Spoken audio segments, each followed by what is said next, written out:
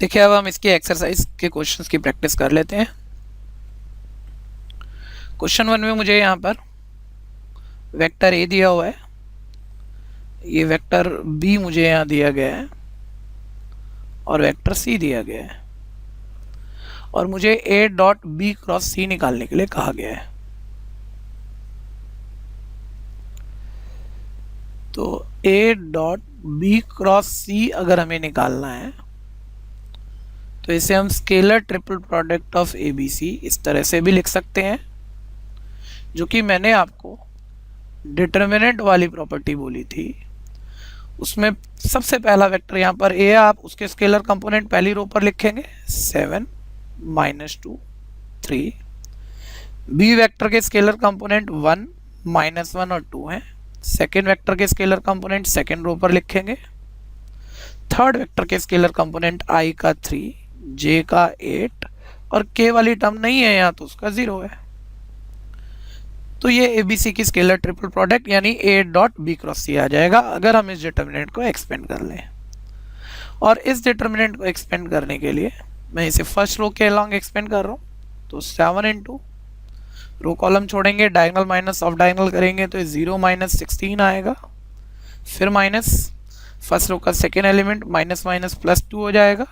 इसका row column आप छोड़ेंगे तो डायगोनल मल्टीप्लाई करेंगे 0 माइनस ऑफ डायगोनल आपके पास 6 आएगा। फिर प्लस थर्ड एलिमेंट में 3 लूंगा, इसका रो कॉलम छोड़ूंगा, डायगोनली मल्टीप्लाई करने पे 8 minus minus plus of diagonally पर 3 आ जाएगा, जिसे जब आप सिंपल करेंगे तो 7 की जब मैं -16 से मल्टीप्लाई करूंगा तो -112 आएगा।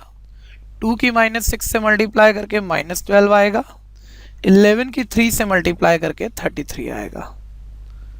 तो -124 प्लस 33 को जब आप सिंप्लीफाई करेंगे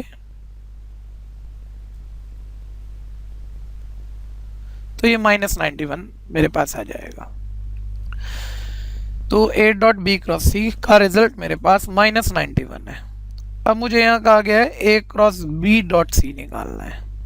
ध्यान दीजिएगा, ए क्रॉस बी डॉट सी हमें निकालना है। आप जानते हैं ए क्रॉस बी एक वेक्टर है, सी एक वेक्टर है, जिनकी डॉट प्रोडक्ट आपको निकालनी है और डॉट प्रोडक्ट कॉम्यूटेटिव होती है, उल्टा पुल्टा सेम होती है। तो इसमें हम सी को पहले लिख सकते हैं, तो ये इक्वल होगा C dot A cross B के। और C dot A cross B को स्केलर ट्रिपल प्रोडक्ट नोटेशन में जब मैं लिखूंगा तो इसे मैं सी ए बी लिख सकता हूं।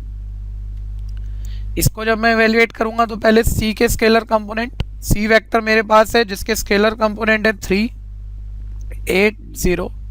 फिर ए के स्केलर कंपोनेंट जो कि मेरे पास 7 -2 और 3 है। फिर उसके बाद बी के स्केलर कंपोनेंट जो कि मेरे पास 1 -1 और 2 है।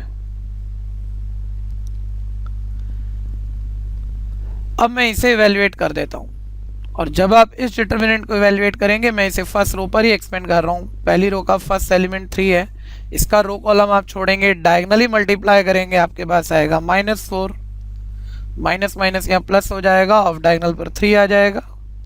सेकेंड एलिमेंट यहाँ हो जाएगा -8 इंटू इसका लीडिंग रो और कॉलम छोड़ेंगे, डायगोनल माइनस ऑफ डायगोनल करेंगे तो ये आएगा 14 - 3। जब मैं इसे सिंप्लीफाई करता हूं तो -4 + 3 -1 -1 का 3 से मल्टीप्लाई -3 आता है। 14 - 3 11, 11 की -8 से मल्टीप्लाई -88 आता है और -88 और -3 -91 हो जाता है। तो इसका सेकंड क्वेश्चन का आंसर हमने A cross B dot C निकाला। लास्ट में इसने कंक्लूजन हमसे पूछा क्या A dot B cross C, जो कि हम ऑलरेडी निकाल चुके हैं, और क्या A cross B dot C second part हम इसकी वैल्यू भी इवेल्युएट कर चुके हैं, क्या ये दोनों वैल्यूज इक्वल है। ध्यान से देखिए, दोनों की वैल्यू -91 आ चुकी है, यानी वाकई ये दोनों रिजल्ट इक्वल है।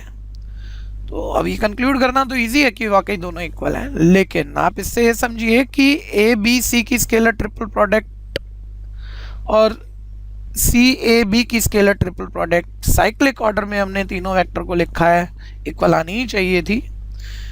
तो अभी मैं यहाँ पर कंक्लूड कर सकता हूँ कि from equation number 1 and equation number 2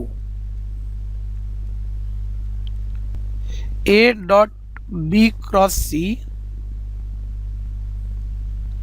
equal होगा A cross B dot C के।